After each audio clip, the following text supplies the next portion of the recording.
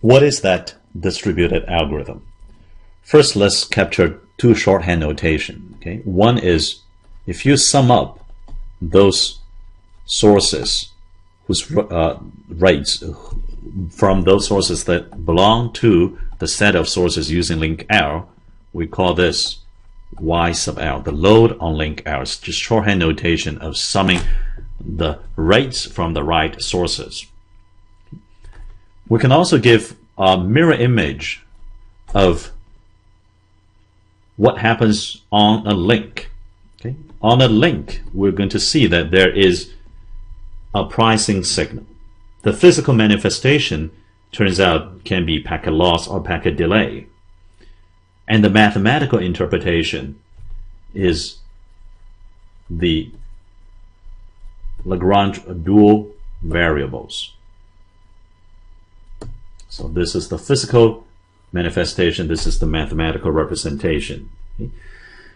And on each link there is such a pricing signal P that's going to be fed back from the network to the sources to enable the negative feedback loop. And we're going to sum up all those from the links that's along the path used by source I. Keep writing S, source I, as given by this routing. Okay. So by summing up all these PL with respect to the path of a particular source I, we get a number, call that QI, because we're talking about a particular source I. This is the path price, because it's a sum of the prices. Again, it's an interpretation, as mentioned at the beginning of the lecture, along the path used by source I. And this YL is the shorthand notation for link load.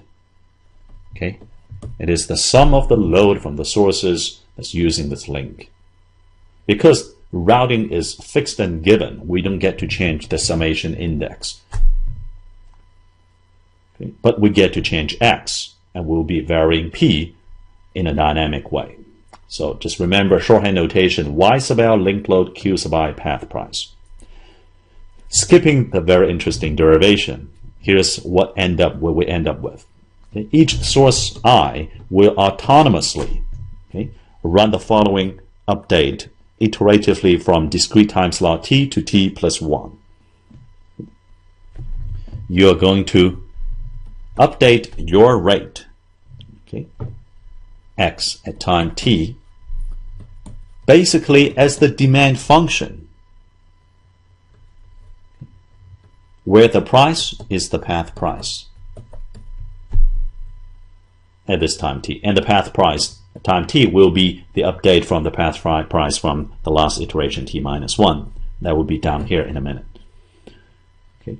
So this says that if you are source I, just look at your total path price, and that is the price you have to pay, and put it into your demand function. That should be your source rate. Now, what is demand function again?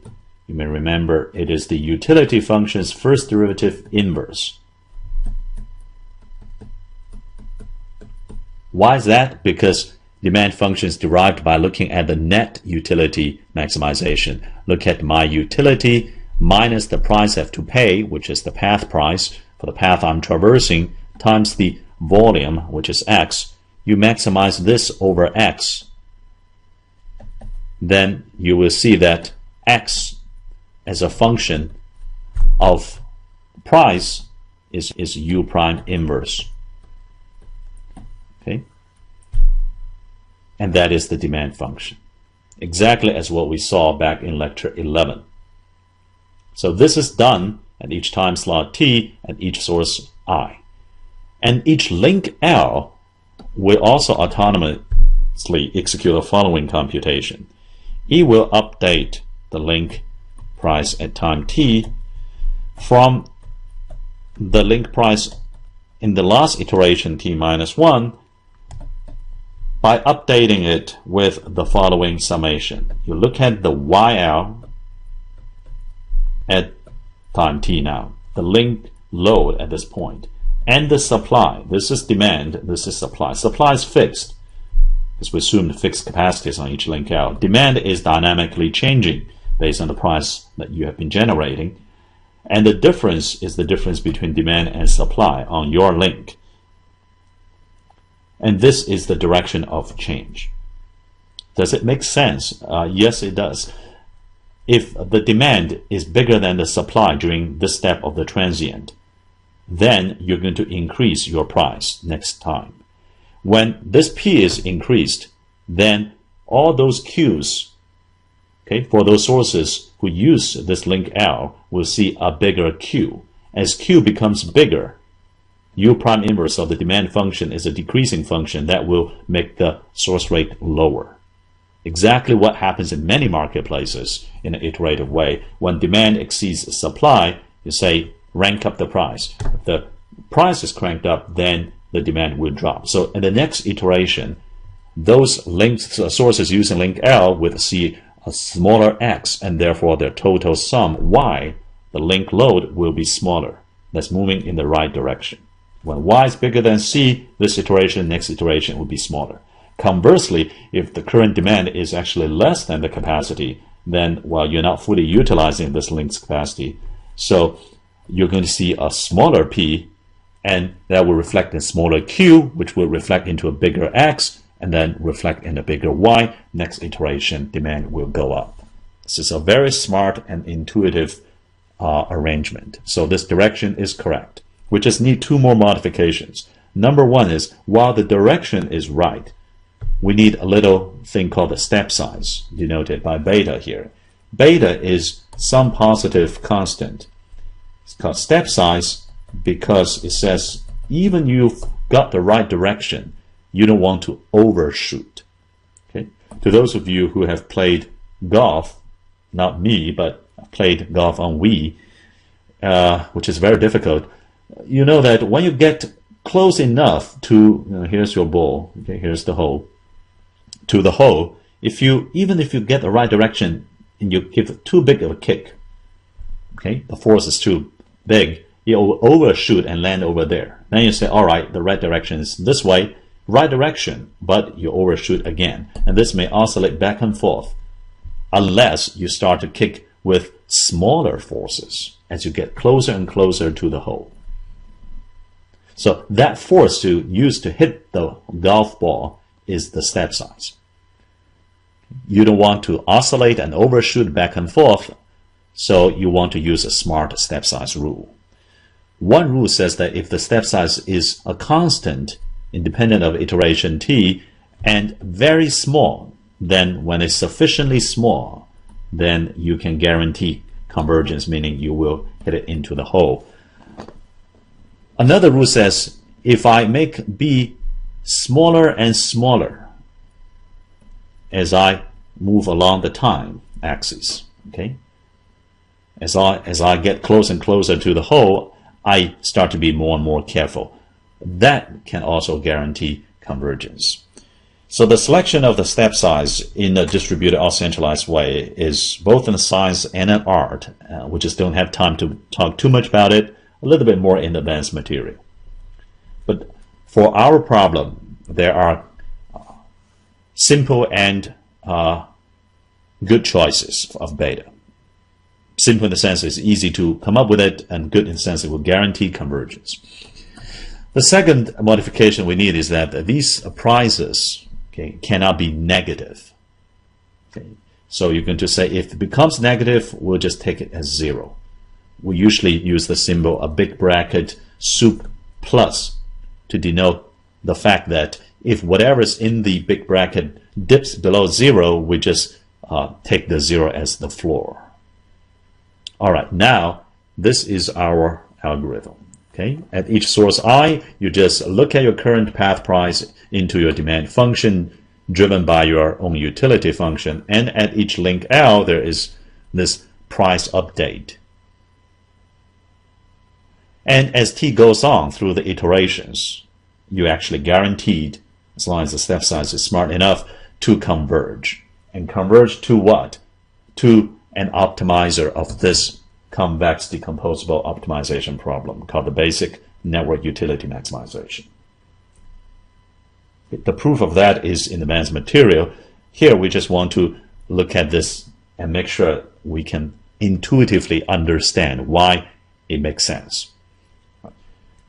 Number one is that we know the direction is right. Bigger demand will lead to smaller demand next time. Smaller demand now lead to a bigger demand next time with respect to a given fixed link capacity. Number two, is it distributed? Well, it is actually very distributed. Now, the source rate updates are very distributed. All you need to know is, as a source I, your own path price, Qi. Not only you don't need to know the other sources. So you are source 1, you don't need to know Q2, Q3, and so on. In fact, you don't even need to know the individual link prices along the links used by yourself. You only need to know the end-to-end path price.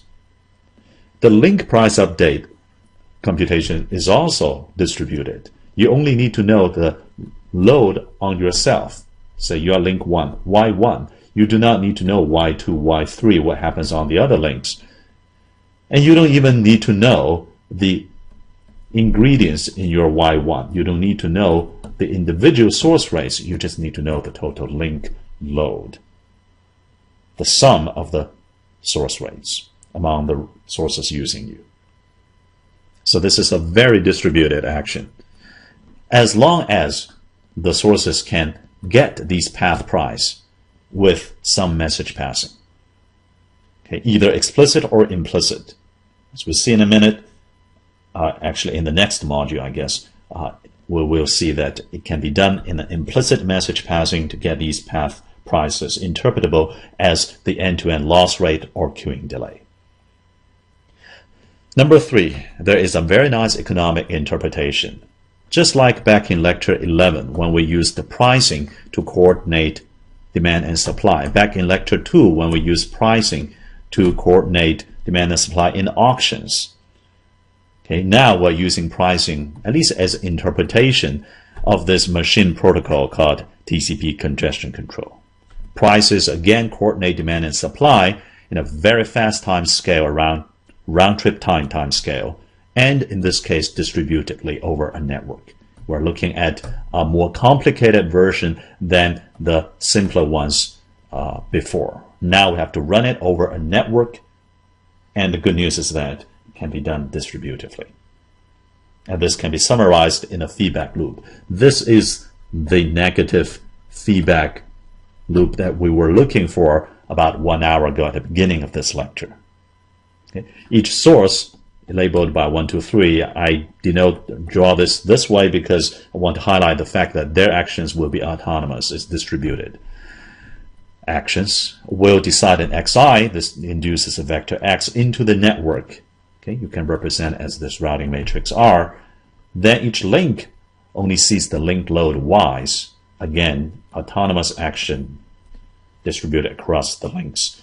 And then they will update these prices PL independent of each other through the network, and the sources will only see the corresponding path prices QIs. Okay. X goes up, P will go up. Q will go up, then X will go down, then Y will go down. And with a sufficiently smart step size beta, this is guaranteed to converge. Now, will they converge using existing TCP protocols? We'll come back to that towards the end of the lecture. But first, let's look at a small numeric example using the same topology that we saw